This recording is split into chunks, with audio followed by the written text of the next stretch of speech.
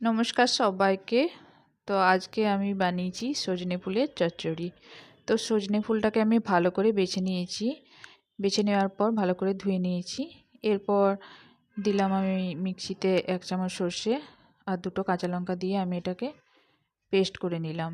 এরপর সজনে ফুল আর ছোট ছোট করে কেটে রাখা বেগুন, সাথে দিলাম স্বাদ মতো নুন, হলুদ, জিরের গুঁড়ো আর যেটা আমি সর্ষের জলটা আমি বাটা জলটা দিয়ে দিলাম। এরপর জিরের গুঁড়ো দিয়ে আর 2 টেবিল চামচ মতো কাঁচা সর্ষের তেল দিয়ে এটাকে ভালো করে মাখিয়ে নিলাম। মাখানোর পর এটাকে ভালো করে আমি আস্তে আস্তে করে পুরোটাকে মাখিয়ে নিলাম।